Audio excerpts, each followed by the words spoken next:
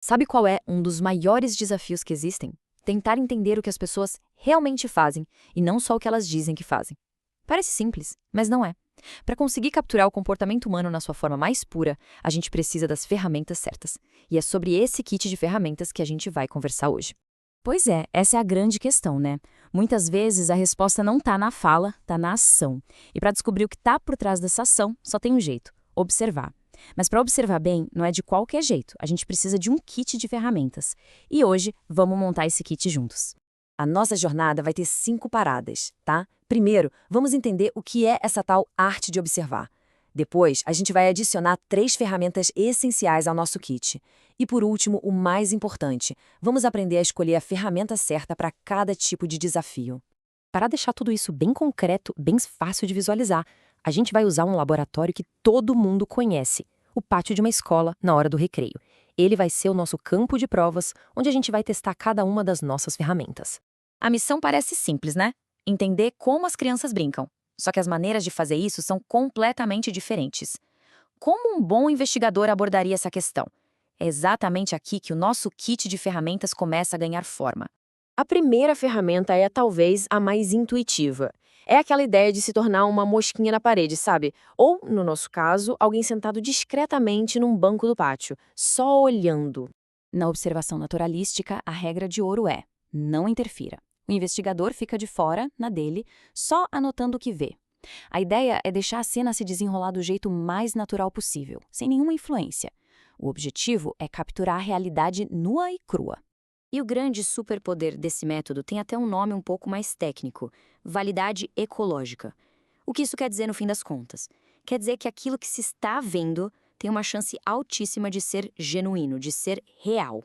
A grande vantagem é essa autenticidade.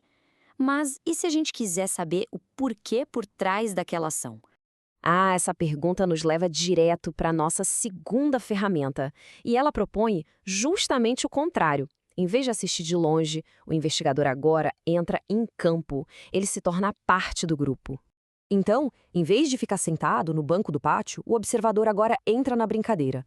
Ele joga bola, participa da conversa, vive aquela experiência junto com o grupo. A meta aqui não é só ver o que acontece, mas entender como e por que acontece, a partir da perspectiva de quem está ali dentro.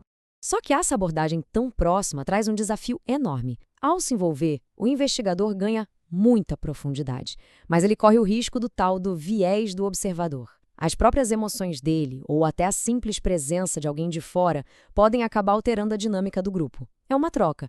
Se ganha em profundidade, mas se perde um pouco em objetividade. E aqui nesse quadro a diferença fica bem clara, né? De um lado, a gente tem a visão de fora, muito autêntica, mas mais superficial.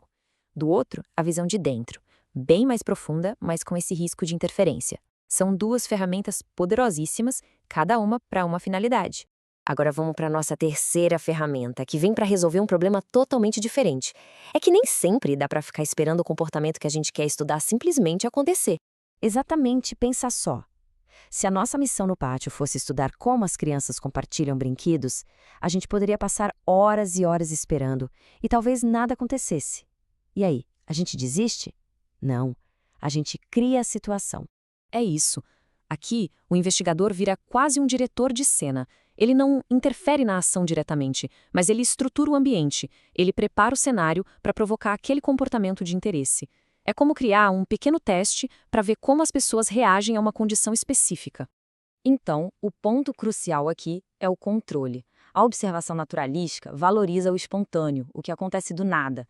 Já a estruturada busca ser mais eficiente, planejando o cenário para ir direto ao ponto. Uma é sobre descobrir o que acontece, a outra é sobre testar o que acontece sob certas condições. Bom, com essas 3 ferramentas em mãos, a gente chega no momento mais importante: a aula de mestre, que é basicamente saber qual ferramenta usar e quando.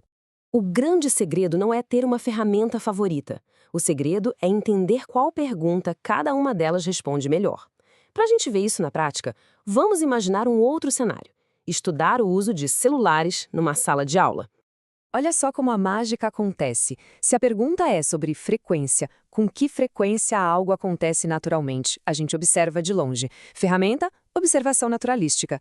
Se a pergunta é sobre o impacto de algo novo, como uma nova regra afeta o uso, a gente cria a situação. Ferramenta, observação estruturada. E, finalmente, se a pergunta é sobre o porquê, a cultura por trás, por que eles fazem isso, aí a gente precisa mergulhar. Ferramenta, observação participante. Viram só? A pergunta define a ferramenta. Simples assim.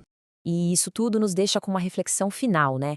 Ao nosso redor, no trabalho, em casa, na rua, existem incontáveis padrões acontecendo o tempo todo.